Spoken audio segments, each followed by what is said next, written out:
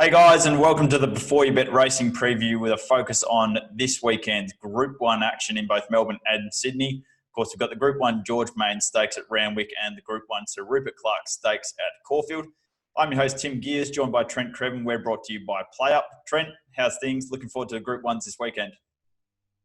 Yeah, we've got a full field of 16 for the Rupert Clarke Stakes, which looks to be a very open race, and a small but quality field for the George Main in Sydney. So both look very, very hot races and keen to get stuck into it. Yeah, the Rupert Clarke every year kind of tends to dish up a field like this. We've got a capacity field of 16 for said to be run under handicap conditions compared to the weight for age race over in Sydney, which has dished up just 7 horses. On first look at this race, the Rupert Clarke I'm talking about, it seems to be a race kind of devoid of that real top quality. It kind of looks like a B or C grade Group 1. Do you tend to agree? Yeah, I do. I think it is a little bit low on star quality. I think there's only really 2 horses that you could say are proper weight for age stars. The tail's a little bit thin down the bottom as well, but I think a lot of these handicap races can throw up those slightly lower grade Group 1s.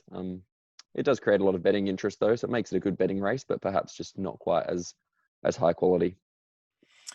We'll get started over at Caulfield with the Sir Rupert Clarke Stakes. Of course, 1,400 metres. The track's probably going to be rated a good 4. The rail's out 3 metres.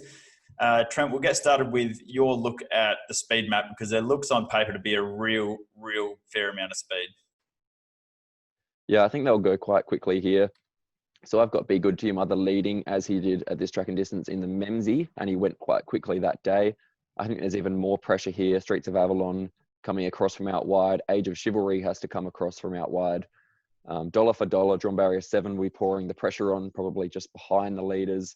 Tagaloa and Banquo, both also drawn a touch awkwardly, and they're having to press forward as well. Behemoth draws barrier 5, the Memsie Stakes winner. I think he gets a nice run midfield off the fence. A couple of others probably have to go back. Cascadian, perhaps not as far back as he has been in the 2 lead-up races. Superstorm and Madame Rouge are 2 drawn out wide that will have to be back near last. It's interesting, you just mentioned one of the horses. We saw Age of Chivalry, of course, at Moonee Valley last start take a sit. Where do you think he kind of lands? Because I don't think that's how is best to ride him. I would think right up on speed, either leading or outside the lead is the best place to be. But, with Dollar for Dollar, Be Good to Your Mother drawn inside him, he might be forced to take a sit again here. Yeah, I don't think they showed much intent there last start, and showmanship was obviously too strong. Very disappointed showmanship's not in this race. He would be a complete moral. But Age of Chivalry, it's a tricky one for him. Drawn barrier 13. They'll be going forward definitely, but I don't think that they'll be crossing Be Good to Your Mother. And then Streets of Avalon's the other one drawn out very wide that might just have to keep pressing on. So I can really see a situation where Age of Chivalry is kind of stuck 3 wide on a fast tempo there, which is not ideal for him. Maybe he sits outside leader. That's probably almost best case scenario for him. So it's not the best map for Age of Chivalry there, I don't think. All right, let's get stuck into the 3 horses you're keen to back. We'll go through those 3 and then kind of touch on a few of the other runners that might stand a chance here. But you've highlighted 3 horses, those being number 1, Behemoth at $4.40, number 5, Superstorm at $10, and number 6, Dollar for Dollar at $26. So you could quite easily build a nice little book around those 3 with those odds at playup.com.au. Yeah, I'll start with the favourite Behemoth. I think he's a deserved favourite. Has to carry 60 kilos here, which, as we were chatting about before, would normally be 58 kilos just due to the COVID weight scale that they've got. So he carries the top weight of 60, and I think that's a deserved weight. He was dominant in the Memsie Stakes, second up at this track and trip. He jumped really well. He sat just off the hot speed set by Be Good to Your Mother. The field broke up a bit because of that hot speed. Willow was able to take those gaps and just sprinted away very, very dominantly to win by 1.5 lengths, ease down. So I think there's no reason why he can't win again. Yes, I know he's got 60 kilos, but if you take a look at this horse, he is an absolute beast. He's huge. And if there's any horse in this race or in Australia that can carry weight to win a race like this, it's him. So I think he just has to be in your numbers there. He looks to get the same kind of run as he did in the Memsey from barrier 5, just sitting off that hot speed. He should be able to find the gaps again, and it should be hopefully a carbon copy of what he did last start for us. Do you see that? I know you've just touched on the 60 kilos. Of course, normally under normal conditions, he'd be carrying somewhere around 58. Two winners in the past 20 years have carried top weight in this race. Does that kind of concern you, even though one of them was a couple of years ago, that being Jungle Cat? Yeah, I guess it's just a historical thing. I've never been huge on historical data. I think I'd rather just take each race on its merits. And I think that with the lack of star quality here, I think he is definitely deserved of that 60 kilos and that top weight imposed. So I think, a lot of historical data people might kind of tell you that, top weight, just rule him out instantly. But I think that would be silly to look at it that way and just take this race on its merits. And you look through the field, he easily accounted for Cascadian last start by 2.5 lengths. He only meets him 2 kilos worse at the weights. And I just don't think that's going to be enough for him to turn him on Saturday. So I think it's a bit of an issue, but I think it's overplayed a little bit perhaps, and hopefully by the market as well. I think one of the forgotten horses in the race, and I'm glad that you've come up with him as one of your selections, is the WA horse Superstorm. He's currently a $10 chance with PlayUp. He, of course, becomes the stable's only runner now that showmanship's been ruled out. I think this is a horse flying well under the radar. Plenty are seeming to forget that he ran second to Alligator Blood in the Australian Guineas last preparation, and then second to Regal Power in the All-Star Mile. Now, both of those were over 1,600 metres, of course. It says he was beaten, or he finished 9th first up from a spell, but he was beaten less than 2 lengths over 1,100 metres, distance well short of his best, up to 1,400 metres second up from a spell here. He's going to get the tempo to suit. Yeah, definitely. I think you have to have him in your numbers as well, because I think along with Behemoth, he's the other probably weight for age Group 1 horse in the race. I think they're probably the only two that you could suggest, have proven themselves at the highest level. The runs in the Guineas and the All-Star Mile are obviously very good for this. He draws, poorly, I guess. Barrier 18, he's going to be back near last. It's probably better than Barrier 1. He should get clear air at least. The step up to 1,400 metres definitely suits. He's probably looking, well, he will get even further. I see him as more of a 2,000 metre horse in time. Whether they get to that this campaign, I probably don't think so, with a Golden Eagle potentially likely. But maybe the year after for a Cox Plate or something looks kind of his go. You're right, he's going to get the tempo to suit. He's going to be able to sit back. It's kind of what Pike does best, is just, watching it all unfold, smoke the pipe out the back, get into the outside and really get moving. And if this wind is coming into play as well with a bit of a headwind, that cover back in the field, if he can get it back to follow into the race, it might not be as bad as what it might seem on paper. So I think he's a big price at double figures, just for a horse of his quality in this race. Take us through your thoughts on number 6, Dollar for Dollar, who's the last of your selections, currently $26 with PlayUp. I think you can definitely do worse than have something on Dollar for Dollar, who comes here third up. He ran first up in that Heath race as well, basically crossing the line with Superstorm there first up as well. Then he ran last week in the Bobby Lewis and led that field up, was only beaten half a length in a bunched finish behind Zutori. He's a little bit hit and miss, this horse, but I think his best is certainly good enough to win. He ran second in this race to Jungle Cat 2 years ago after leading them up. So it definitely shows that he's got the quality. He's also run some good races. He ran third in a Doomben 10,000 behind the Bostonian Osborne Bulls, beating Home Nature Strip that day. So I think the talent's obviously there. Interesting to note as well, when he did run second in this race in 2018, it was off a quick backup, which is what he's on here again. So I think this might have been a bit of a target for him. Just give him that, a bit slower race down the straight, just to a bit of a pipe opener, then get him on the quick backup here third up. I think he draws okay in barrier 7. I think he can just kind of probably lob one out, one back, really, with those leaders going quickly early. So he's going to be kind of right up on that hot speed. But I think he's definitely going to be fit enough. I think, he maps well enough. And I think he's just got the class to do it. So at $26, I think they were shopping it a bit bigger earlier in the week as well. So good to see a bit of market support for him. I think he's a big price as well, and probably the real rough one at odds that I could make a case for. Really keen to get your thoughts on the Blue Diamond winner, horse number 15, Tagaloa. He was in first up in the Group 3 McNeil Stakes. He He settled handy in the run. He took over at about the 300-metre mark. He looked gone at the 200. He fought back like he was going to win at about the 100 and then got pipped on the post and ended up finishing third. How do you assess his chances here? Because he did win his Blue Diamond second up last preparation. He's undefeated second up, but the form out of that first up race behind Immortal Love hasn't really stood up. Yeah, and something I've noticed as well with that McNeil Stakes run, I thought going into it, that was going to be the Guineas form with Immortal Love flying award. Flying award we haven't seen again, but Immortal Love failed quite badly on the firm track last week. And the market's also been taking a set against everything coming out of that race. Like Ranting has been coming out of it, Crosshaven, they've all been drifting quite badly. And I just think that from a few kind of data experts that I've been listening to, that the figures didn't really stack up out of that race. So that's probably why they've been drifting. Tagaloa second up here. We know he's going to give his all. He's a real tough horse. You could argue that he probably should have won that race first up. Did quite a stack of work and just fought back again. Draws really awkwardly here in barrier 12 because generally he'd like to be on pace. He did sit 3 wide in a Blue Diamond on a fairly strong pace and was managed to win that because he just, gives his all every time. But this is a whole new ball game. Sitting wide in a Blue Diamond compared to sitting potentially wide on speed, going very, very quickly with a couple of Group 1 horses like Be Good to Your Mother, Streets of Avalon, Age of Chivalry, all going at a lightning tempo. It's going to be a huge test for him. So I was pretty keen to be against him really at, single figures. I couldn't really get entertained with him. I don't think this is really his race, but I do think it's interesting that the Besutton Young camp have decided to throw him in here rather than take the 3-year-old path on the way to the Guineas.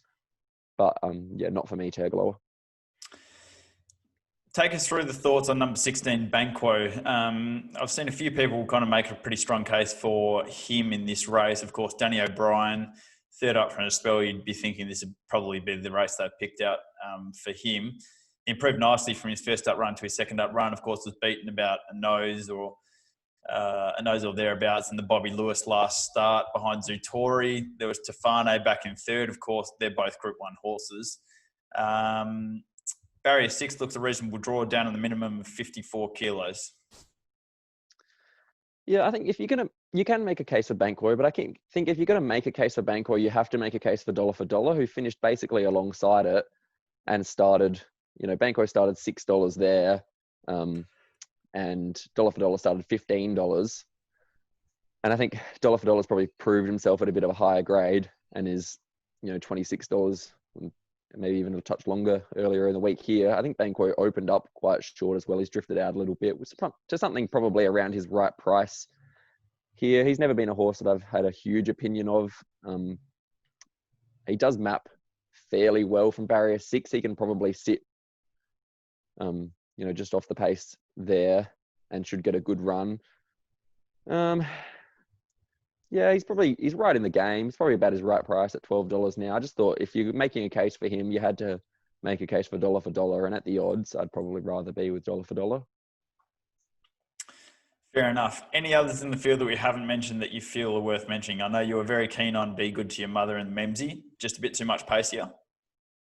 Yeah, he ran really well in the Memsy. I really thought that he was going to run a place coming into the turn. He was still kicking really strongly as he does. He only just got overrun late, running quite strongly up front. And I think there's only going to be more pace here. So it's going to be tough. It's really hard to see him turning the tables on Behemoth, who beat him nearly 3 lengths. There's only a 2 kilo weight swing there. So, he'll give his all as well on speed, probably leads the field, but I think he might just be a similar scenario to last start. One other I'll make a quick touch on as well is number 4, Cascadian. He's a big hope coming out of the PB Lawrence and the Memsy as well. Just keeps giving himself too much to do in his races and getting back. Draws barrier 8 again, this time in a bigger field of 16. So I think he can be a little bit closer in the run. If he's a pair closer, he could be right in the game as well. But again, he's got to make 2.5 lengths up on Behemoth with only a 2 kilo weight swing, probably giving that horse a head start. So it's hard to see in turning the tables. I think the Turak or the Cantala at 1600 at Flemington are going to be more his go getting up in trip. And just worth mentioning quickly before we round out this race that Roe Heron is staying in Sydney on Saturday, so we'll be coming out of this race, which means the Kiwi horse, number 17 Harlech, gets a run, currently around $31. Do you have any small thoughts on him? He has run second to the likes of Catalyst in the past. Yeah, I hadn't had a good look at him. He's a kind of a tough one to really profile here. He's got some form, around Probabeel as well. Was well beaten in his last start by Probabeel. Did start hard in the market that day. He's not hopeless. Draws barrier 9. Not really all over where he's going to be racing in the field. So he's probably a hope, but it's a tricky one to kind of profile there. If you got a good push for him, maybe in the yard or something like that, you could do worse than have a saver on him at big odds. All right, let's round it out. Why don't you give us perhaps something like a $100 betting strategy? If you had $100 to play this race, how would you go? So first of all, I'm not really an each way punter. I generally only bet win unless they're massive odds. So just taking my 3 selections, Behemoth, Superstorm, and Dollar for Dollar, I'd probably go something like $60 the win on Behemoth, $30 the win on Superstorm, and $10 the win on Dollar for Dollar. Very good. If I was to bet in this race, I would have... I like to spread my wings a bit and cover a few bases in these sorts of races. Yeah. I would probably save on Behemoth, so something like $20 on Behemoth. So if he wins, you basically get your money back. 20 on him, 30 on Superstorm. I'll follow you there. I'd have $10 on Madame Rouge. Chris Waller in these races always has to be respected. Around $20 you're getting for her. Yeah, I'd have $20 on Age of Chivalry at about $9 or thereabouts. And how much am I up to now? Is that 70? And 40, 80, I think. 80. Yeah, 20 left. And have the rest on Tagaloa. That's the way I'll go. Okay. There you go. Group 1, Sir Rupert Clarke Stakes. That's the way me and Trent have seen things. We'll shift over now to Sydney, Royal Randwick. It is race number 6 on the card. It's the Group 1 George Main Stakes over 1,600 metres. Weight for age, and as we alluded to at the start of the show, only the 7 runners set to go around here. Quickly go through them all. We've got Avilius, Dreamforce, Colding, Imaging Star of the Seas, Very Elegant, and Colette. I'll keep this I'll try and keep it pretty short and sharp with I think there's basically 2 horses to be on here. They are horse number 6, Very Elegant, and horse number 4, Imaging, both from Chris Waller. Very Elegant. Look, I was completely against her first up in the Winx Stakes. I basically said she can't win. I thought it was far too short first up from a spell for her. I thought she'd need at least that run to really kind of find her top. There she was sitting 3, 4, 5 wide the trip and got her nose in front on the line. It was a mammoth effort. Showed us that she's come back in enormous form, this preparation. And this really could be... she could have gone to a new level this preparation, which is scary. Given she was a Group 1 winner last preparation and Group 1 placed in the Queen Elizabeth Stakes. So I think she's definitely the horse to beat. The odds are slightly skinny, purely for the reason that she races on a good track today. All of her best form has been on wet ground. I think her wet record is 13 starts for 8 wins and 3 second placings. Compare that to her good form, where she's had 8 starts for 1 win and 3 placings. That's basically the only concern for me is getting back onto a good surface for her. But she does race well, second up from a spell. Second up last preparation, she ran second in the Chip and Norton Stakes over this track and distance behind Tia Cow Shark. Fierce Impact is back in third on that occasion. The horses she beat first up in the Winx Stakes were Star of the Seas and Fierce Impact. Fierce Impact has since gone to Melbourne and won a Group 1 last weekend. So the form's already stood up. She gets a good barrier draw, barrier 2, and I just think she's the best horse in this race. So take that on trust, and I think she'll win again. The danger and probably the value in the race is the stablemate Imaging, horse number 4, currently at around $8 or $9. What can you say about this horse's preparation, except for the fact he's had no luck whatsoever in his 2 runs back? He was luckless first up in the Missile Stakes behind Eduardo. And then he was luckless once again in the Winx Stakes behind Very Elegant last start, beaten just half a length. He drew really wide on that occasion. They had to take him back and ride for luck. They didn't get a whole lot of luck until about the final 150, 200 metres where he really found clear air and hit the line very hard. As I said, beaten half a length. You could very much argue the case that he should have won that race. So third up from a spell here. He has never run a place at Randwick, but as I've just said, he was only beaten half a length last start here at Randwick, so I wouldn't give too much credence to that. He goes well on any surface. Jockey change today with Kathy O'Hara replaced by Karen McAvoy. Barrier 5, it's only a small field. He'll be back in the second half of the field, but I think the way he's returned this preparation, you have to back him, or you have to at least have something on him at $8 or $9. I think he's the horse that's kind of on an upward spiral, meeting a few horses that have either plateaued or on the way down. So those are the two horses I'm going with. In terms of the speed map, it's a fascinating one because we've only got a field of 7 here, but Dreamforce, of course, from Barrier 1 looks the likely leader. And in terms of pressure, there looks to be absolutely none. So he really should get things his own way unless Waller sends one of his horses forward to make sure that he doesn't get things his own way. That horse, I think, will be Colding, who draws the outside barrier in 7. I think he'll come across to sit outside the leader. That should leave Very Elegant box seat the rail. I think Colette can find the 1-1 from barrier 4 with Imaging and Star of the Seas, the next pair back, and Avilius as the back marker in the field of 7. Trent, how do you see things? That's basically how I see the race. Two horses that I'm keen to back, and the rest I'm pretty happy to take on. Yeah, I see it pretty similarly. I think Very Elegant's clearly the horse to beat. Her win first up was enormous. She's probably the best horse, outside of the sprinting ranks like Nature Strip, probably the best horse that we have in Australia. I think she's going to go on and prove that this campaign down a Cuts path. She's better suited here at 1,600 metres. Her good track record is a bit of an issue, but like you said, in that Chipping Norton earlier this year, that was on a good 4 that she ran a half length second to Tiako Shark. Avilius was another 1.5 lengths behind her then. So I think as she's gotten older and ironed out a few issues, she can handle a good track. She's probably not as effective, but I think she's still, okay on it. She just needs luck from barrier 2 anywhere in the straight to be winning this, I think. I think I agree with you there. Imaging probably looks the saver in the race. Bit wary of Dreamforce. He was very well backed first up in the Wink Stakes. That Very Elegant one. Just had no hope sitting wide on a very fast tempo. Did manage to bounce back off that and narrowly get the job done last start in the Tramway, I believe, over Colding. If there's a few leaders winning or, the rail's quite hot early in the day, he's probably going to be kept very safe in the market. But I still think Very Elegant should have his measure.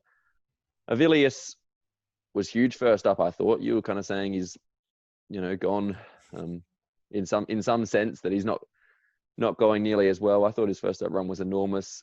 The only problem here is that I think he's going to be giving Very Elegant a head start. And, I still think Very Elegant's a better horse than him. So to give her a head start, he's probably not going to be able to do that and win. But he has a really good second up record with 3 wins from 5 starts. He won this race last year, I believe, as well. So I think he's definitely in the game and showed he's, back to something near his best last start. But yeah, Very Elegant really should be winning the George Main on Saturday. Yep, I don't think there's anything to add to that. I think you've hit the nail on the head. So $100 betting strategy for you. Mine would be $20 on Imaging at $8 or $9 and $80 on Very Elegant at around $2.25 with PlayUp. Yeah, I'm pretty much the same. I'd almost even go 90-10. Just make it a real saver on Imaging. If you can get $10 to break even there, that's probably the way I'd go. And then just really have a crack at Very Elegant. Beautiful stuff, mate. Guys, head to beforeyoubet.com.au. You can find our race-by-race previews for both Randwick and Caulfield this Saturday. It's going to be a cracking day's action and a cracking few months ahead because we've got Group 1 racing every single weekend for the foreseeable future, probably the next 2 or 3 months. So hopefully we'll bring you some preview videos like this every week for the remainder of the spring, where we can give you our best bets and our breakdown of all the Group 1s. Trent, have a great day Saturday, mate. Good luck in your Group 1, and I'll try and find a winner in mine as well. See you guys.